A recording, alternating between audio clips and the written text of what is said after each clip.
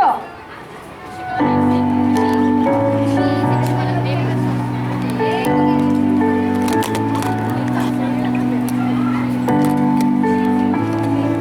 Hi, my friend. Why are you staring at them?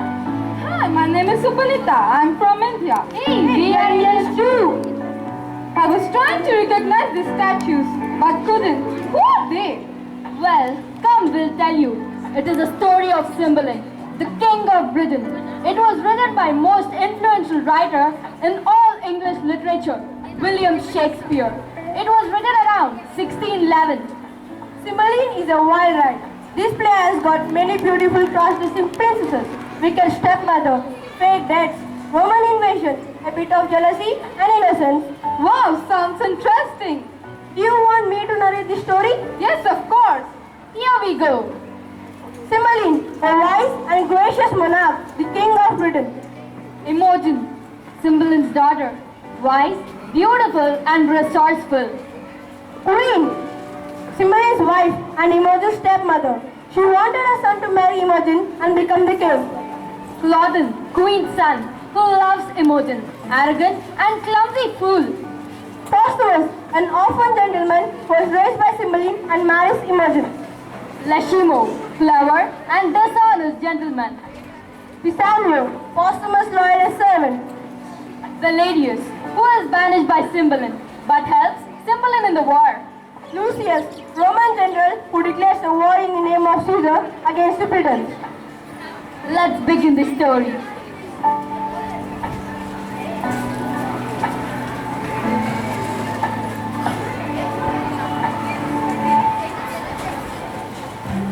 One day, a few people.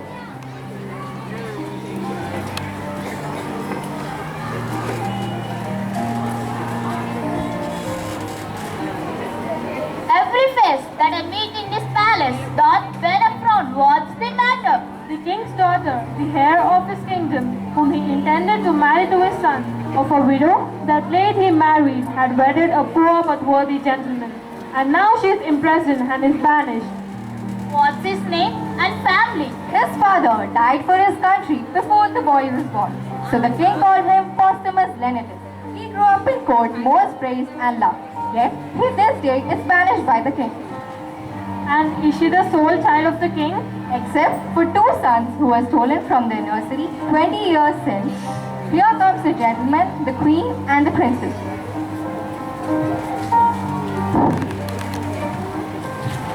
You shall not find her an evil stepmother. For you, Posthumus, I will try to win the king against your banishment. Please, your highness, I will from hence to pain. You recognize the danger. I will go and walk in the garden. What false kindnesses! How good this evil woman is at smiling! My dear husband, I am a little afraid, but I know I will see you again. I would remain the loyalist husband, but I must go. Now, stay a little. Take this diamond ring. And for my sake, please do wear this bracelet. Alas, my father! Stay away! Get out of my sight! You shall die! Go away! May the gods protect you, lady. I beg you, sir. I can't feel your anger. You might have had the sole son of my queen, yet you chose a beggar! Sir, you picked Posthumus as my playfellow, and he is a man worth any woman. Now, the scene shifts to Italy, where Philario and other gentlemen are talking.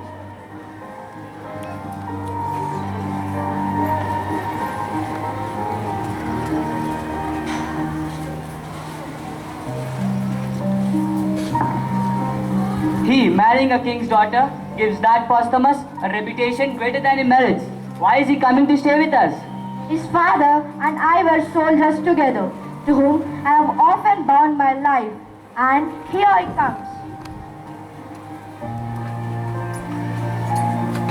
This is Lashimo from Italy here, and this gentleman is from France. We have known together in Orleans and ended up with an argument on a matter of such a little importance. What caused the argument amongst you both? We were each of us praising our mistresses. This gentleman Vouching is to be more fair and virtuous than any lady in France. She holds a word to still, and I the conviction. What do you rate it as? More than the words, my lady is a gift of the gods. You may call her yours, but she and your ring may be stolen too. It will contain no virtue who could win her honor. Gentlemen, enough of this. I'd put my whole estate on proving what I've spoken. Which way did you choose? Yours. I would wagger 10,000 daggers on your ring and would prove that I'll gain that honor which you think is so reserved. Agreed. Come. In the meantime, the queen has ordered a doctor named Cornelius to prepare her a deadly poison, which claims will be used for a scientific purpose on small animals and the like. Cornelius is suspicious of her and gives her a sleeping potion that affects the appearance of death. Oh no! How evil is she? Yes, and then let's see what happens.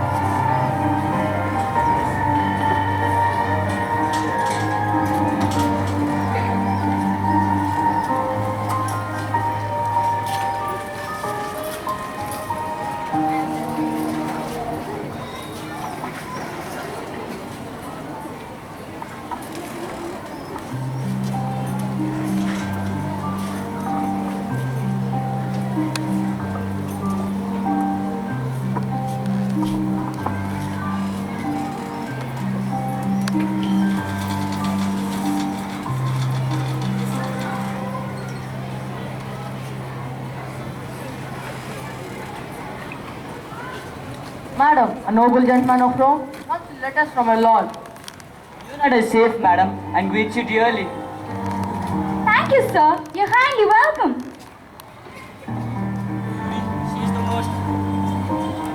Beauty, she's the most rich. Boldness, be my friend. He is one of the noblest to whose kindnesses I most infinitely tied. Thank you, sir. I shall find it so in all that I can do. You're welcome, ma'am.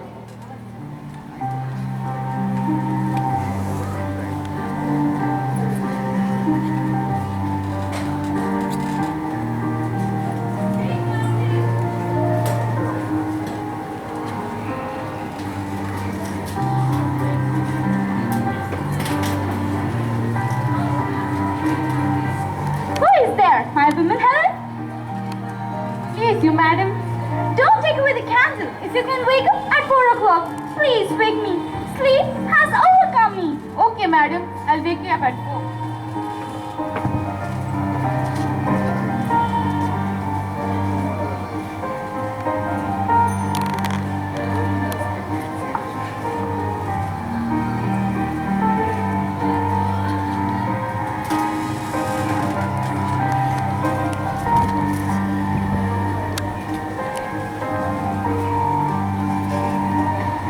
Fresh lily, whiter than the sheets.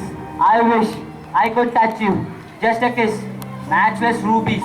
But as for my plan, I should describe this chamber or write it all down. Let her be as conscious as an effigy in a chapel.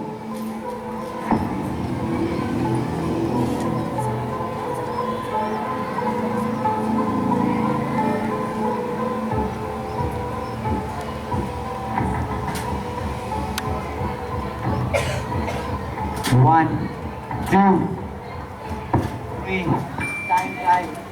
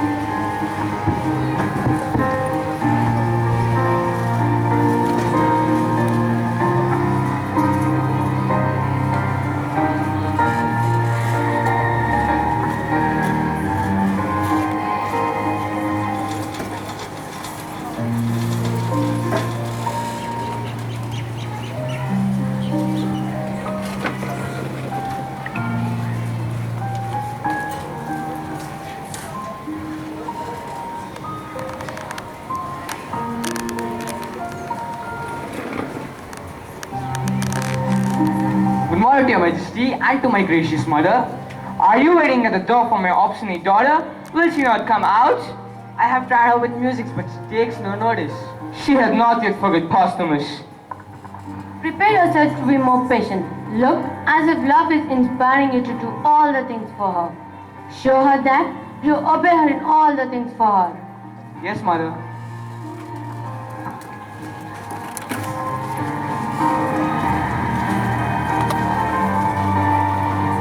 Good morrow, fair sister. Good morrow, sir. You have too much of pain and only purchase trouble. Thanks, I give Cymbeline, but I'm poor of thanks. But I still want to marry you. Spare me. I shall be more discourteous. It would be sin to leave you in your madness. If you'll be patient, I will no more be mad. I here pronounce that I care not for you. In truth, I hate you, which I wish you would learn. And as mean as garment is juice in my eyes than a million men like you. His meanest garment.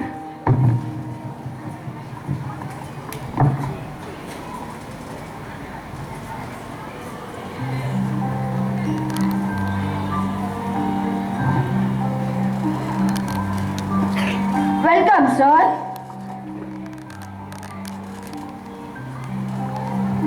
Well, Your mistress is the most fairest I've ever seen. and also the most honest.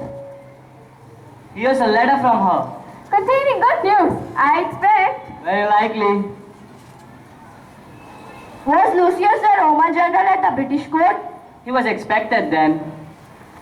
All is well yet. Is this stone still sparkling as it used to be? If I would have lost it, I would have lost it in the weight of gold. I'll make a journey twice as far to enjoy a night of such sweetness. For the ring is won. You found it too hard to win the ring. Not so, for I pronounce myself the winner of a honor along with a ring. If you can prove this, my ring's yours. If not, your foul opinion of her honor, gains or loses, my fault or yours. I'll induce you to believe, sir. Proceed. Her chambers lined with tapestry of silk, Antony, Jaina bathing, and golden cherubims. You might have heard of these by me or some other. Your description does not save your wager. Here it is. So, is that which I did leave with her? The same. She stripped it from her arm and gave it to me. She even tried to price it once. Maybe she plucked it off to send it to me. That's what she writes to you, is it? Oh, no. It's true. My ring's yours. Women's works are no more than their virtues. I wish I had here to tear her from limb to limb. I'll go there and judge in front of her father.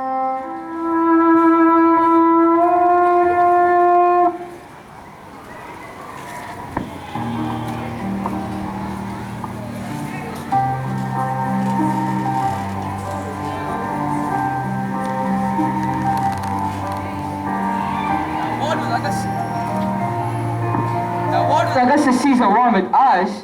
When Julius Caesar conquered Britain, Cymbeline, your uncle Grant, Rome a tribute of 3,000 pounds, which is still unpaid. We were free to the Roman imposed tribute. Tell Caesar that our ancestor Maulomicius was the first crown king of all Britain, and it is his laws which we still obey. I'm sorry, I'm declaring a war against you in Caesar's name. Caesar knighted me. I spent my youth in his service. He will not find us to be cowards. We'll see what happens.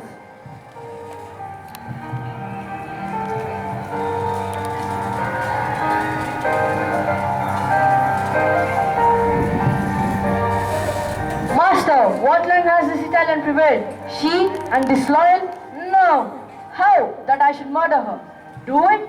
Another letter I have sent her shall give the opportunity. Oh, she's here. Hello there, Pisanio. Madam, here is a letter from a lord. That's my lord, Leonidas. I'm at Milford Haven. Follow what your own law will advise you. He's at Milford Haven? How far is that? How many miles may we well ride in a day? One score a day, madam, is enough for you. Don't fume. Go and tell my maid to pretend she's sick. Say she has to go home to her father and get me a riding suit, not more than a common woman would wear. Madam, you could better think about this.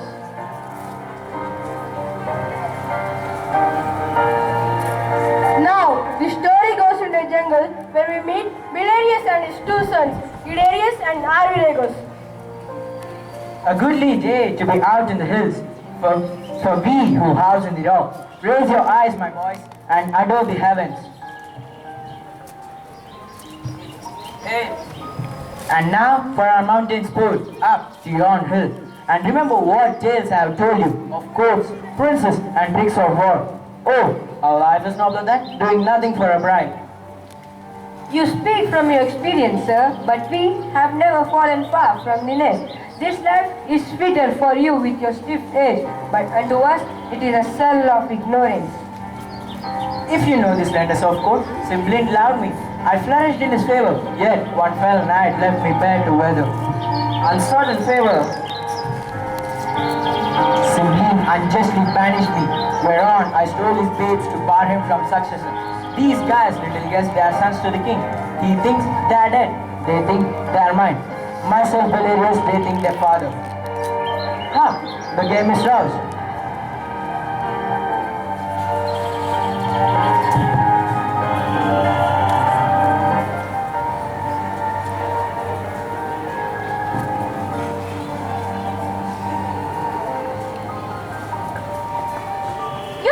Milford Haven was near at hand.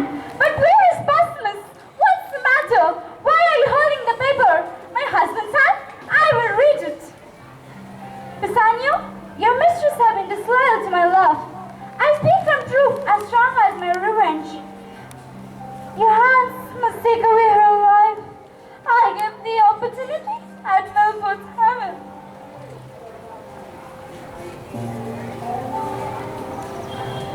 Massimo looked like a villain, but I thought some other Italians had betrayed him. Come, good fellow, be obedient. Do your masters. Pity and kill me.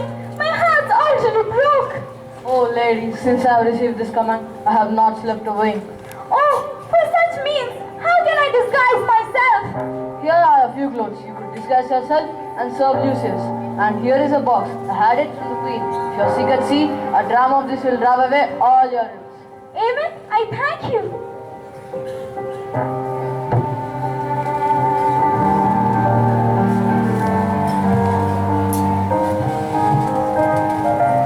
Imogen is fair, royal, and exquisite, for which I love her.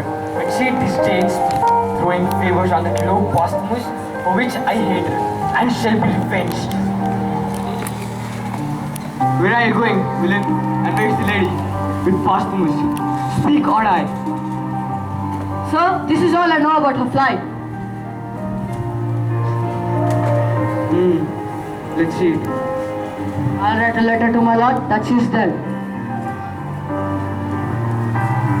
This lay true. Sir, as I think. Next, any of the master's garment have those which he wore when he took leave from a lady. Go fetch them. I'll kill the Posthumus at Milford Haven. She once said me she had the very garment of Posthumus in more respect to anything about him. Wearing his clothes, I'll kill him. Then ravish. Then to the court, I'll send them back.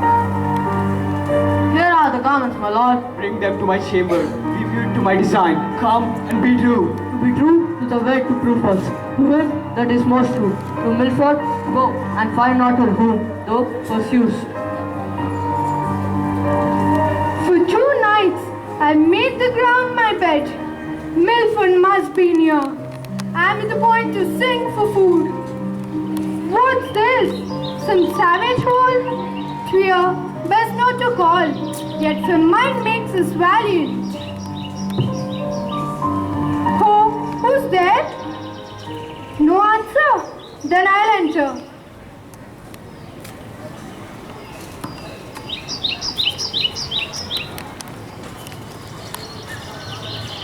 You, Idarius, have proven yourself the best hunter, our master of the feast. Will we cook and servant? They spoil meat in the cave. We'll browse on that. Well, what we have killed, we cook. Good masters, here's the money for my meat.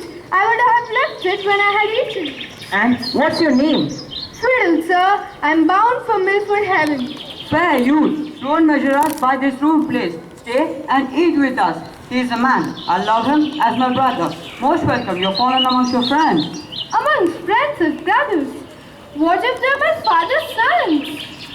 And when we are sacked, we'll hear the story. Thanks, sir.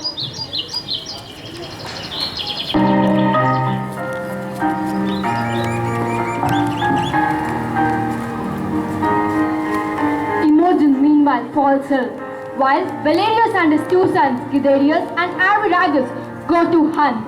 Imogen takes the potion that Pasanio gave her, believing it to be a medicine. What will happen to her next? Wait, listen with patience. In the forest, Claudian dressed in posthumous clothing encounters Guiderius, Arviragus and Valerius. He rudely challenges them to fight.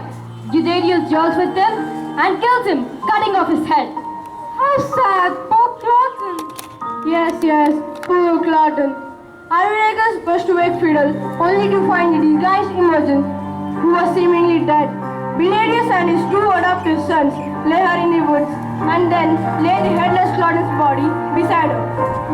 After a time, Imogen wakes and sees the headless corpse, dressed in posthumous clothes, assumes her husband is dead. Oh, Imogen, it's not your husband. Don't worry.